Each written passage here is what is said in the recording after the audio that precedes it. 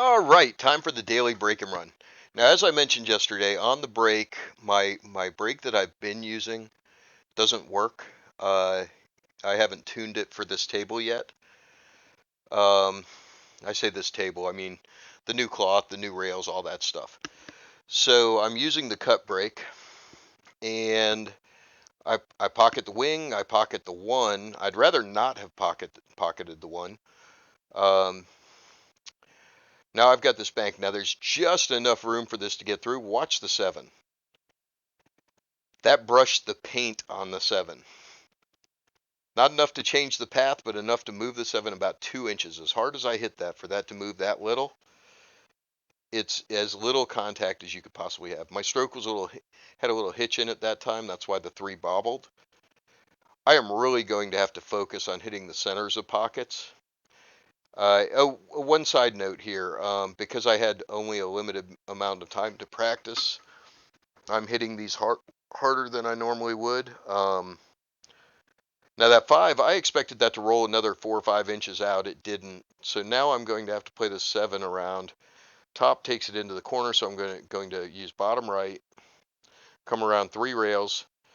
Now, I don't know if you saw it, but on the last rail, it actually sped up when it came off that rail, which I didn't expect. I thought that ball would be about 6 or 8 inches closer to the camera.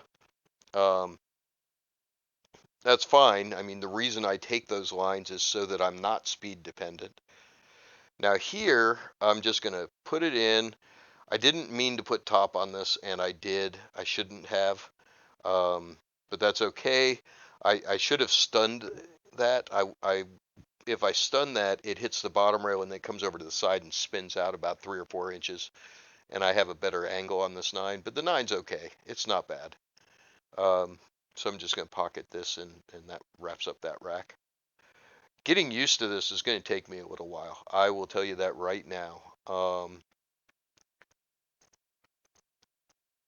You're going to see here coming up, I'm playing a shot that I would normally make fairly easily, and but because of the new pocket facings, it's going to reject the shot.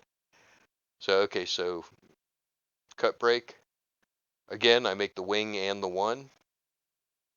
Now I'm playing different. I'm playing with the cut break to try to find different places. That's almost right.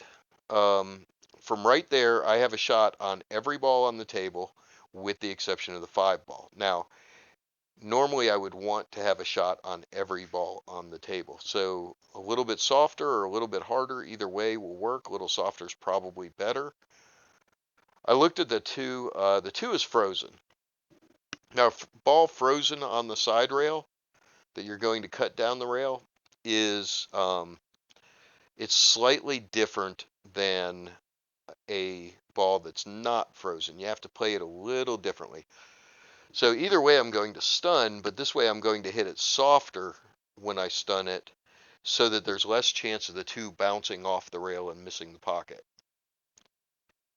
So I'm on the wrong side of this.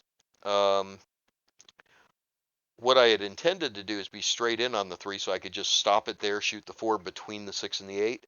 I need to be between the six and the eight to shoot this four, or I need to come all the way down the table and shoot it in the bottom left. So if you go past the six, and a lot of people will go past the six, they won't try to finesse this between those two balls. And there's something to be said for less risk on the four if you finesse it, or if you run past the six.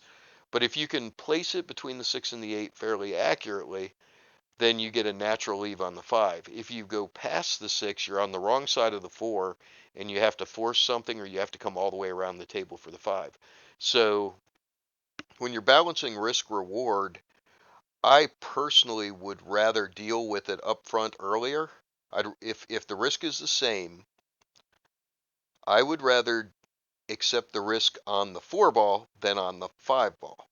And the reason for that is it's one more ball my opponent has to shoot if I don't make it. Now here on the six, I want to put this in the side. I really wanted to be across the midline. I wasn't. That's the shot before the rails were replaced. That shot goes in because the rails have the hard surface and they don't bounce like that. And now I'm going to play with my English a little bit just because the rack's already over. So bottom right hand English, spin all the way down, and then I'm going to put the 9 in the side with a little bit of force just because I want to see what it's going to do. Have a great day. We'll see you tomorrow.